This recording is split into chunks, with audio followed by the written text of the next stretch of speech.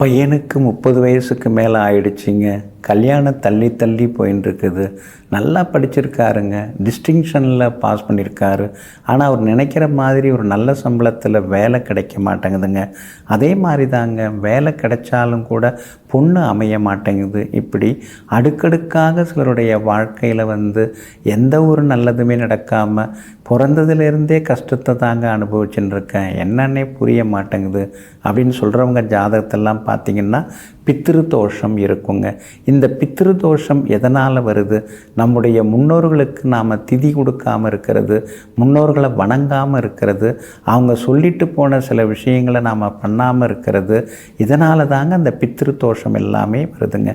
இந்த மாதிரி பித்ரு தோஷங்கள் இருந்தாலே வாழ்க்கையில் பெரிய திறமசாலியாக இருந்தாலும் தேர முடியாது, பெருசாக சம்பாதிக்கவும் முடியாது, ஏதோ வாய்க்கும் வயிற்றுக்குமாக ஓடிட்டுருக்குங்க. இந்த மாதிரி பித்ரு தோஷம்லாம் எதனால் வருது? திதி கொடுக்காம இருக்கிறதுனால தாங்க வருது.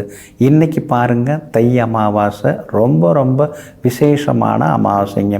ஆடி அமாவாசை மகாலய அமாவாசையை விட தை அமாவாசைக்கு பவர் அதிகம். அது எப்படிங்க அப்படின்னு நீங்கள் கேட்கலாம்.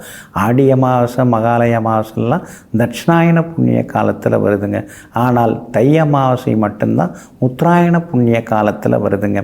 அது மட்டும் இல்லைங்க, மகரம் சனி பகவானுடைய வீடு, அந்த சனி பகவானுடைய ராசி மகர ராசியிலே பிதிர்காரகனாகிய சூரியனும் மாதுர்காரகனாகிய சந்திரனும் சேர்ந்து உட்கார்ந்து வரக்கூடியது தான் இந்த தை அமாவாசையாகும். அதனால தான் இந்த தை அமாவாசைக்கு ஏகப்பட்ட விசேஷங்கள் எல்லாமே உண்டுங்க. அதே மாதிரி சூரியனுடைய நட்சத்திரம் ஆகிய உத்திராடம் நட்சத்திரம் இடம்பெறக்கூடிய ராசி இந்த மகர ராசி. அந்த மகரத்தில் இந்த அமாவாசை நடக்கிறதுனால தான் இந்த தை அமாவாசைக்கு ரொம்ப ரொம்ப விசேஷங்க. ஏன்னா சனி பகவான் தான் நம்முடைய முன்னோர்கள், மூதாதையர்கள், அவங்க விட்டு சென்ற பாவங்கள், சாபங்கள் அல்லது லாபங்கள், புண்ணியங்கள் இதையெல்லாம் எடுத்து கொண்டு நமக்கு கொடுக்கக்கூடியவர் சனி பகவான். அவருடைய வீட்டில் சூரியன் சந்திரன் உட்கார்ந்துருக்கும் போது இன்றைய தினம் நாம் அந்த தை அமாவாசையை முன்னோர்களை நினச்சி வழிபட்டு தர்ப்பணம் எல்லாம் கொடுத்து வேதம் படித்தவர்களுக்கு பசுமையான காய்கறிகள், பச்சரிசி, வாழைக்காய் இதெல்லாம் கொடுக்கும்போது நம்முடைய சாபங்கள், தாபங்கள் எல்லாமே விலக ஆரம்பிச்சிருங்க. அகத்திக்கீரை பசுவுக்கு கொடுக்கறது ரொம்ப நல்லதுங்க. அதே மாதிரி கோதுமை தவிடு கொடுக்கலாம். ஏன்னா இன்றைக்கி சூரியனுடைய நட்சத்திரத்தில் தான் எல்லா வகையிலுமே இருக்குது. அதனால் இன்றைய தினத்தில் அது மாதிரியும் செய்யலாங்க. பொதுவாக பசின்னு சொல்லி வாடி வதங்கி இருக்கிறவங்க, மனநலம் குன்றி சாலையில் அங்கே இங்கேயுமா சுற்றின்னு இருக்கிறவங்க, அவங்களுக்கெல்லாம் இன்றைக்கி சாப்பாடு நாம் வாங்கி கொடுத்தோம்னா நல்லா இருக்குங்க. குறிப்பாக இன்றைய தினத்தில் சந்திரனுடைய நட்சத்திரமும் இருக்கிறதுனால மறவாமல் தயிர் சாதம் இன்னைக்கு கொடுக்கறது நல்லது.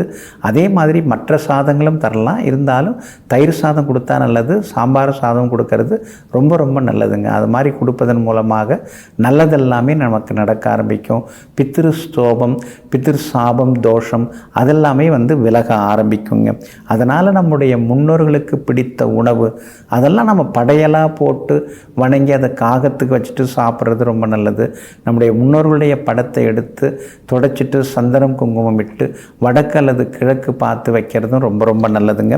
இன்றைய தினத்தில் தெய்வ ஆசீர்வாதத்தை நாம் பெறுவதற்கு நம்முடைய முன்னோர்களின் ஆசீர்வாதத்தை முதலில் பெறுவோம். தெய்வ ஆசீர்வாதம் நமக்கு தாமாக தேடி வருங்க. தை அமாவாசை நிறந்த நாளாகிய இன்றைய நாளிலே முன்னோர்களை நினைத்து நாம் வணங்குவோம், முன்னேற்ற பாதை நோக்கி செல்வோம். நெஞ்சிற்கினியவர்களை, தை அமாவாசை நன்னாளாகிய இன்றைய தினத்தில் முன்னோர்களின் ஆசீர்வாதம் உங்களுக்கு முழுமையாக கிடைக்கட்டும். மீண்டும் சந்திப்போம். நன்றியுடன் உங்கள் ஜோதிட முனைவர் KP வித்யாதரன். வணக்கம்.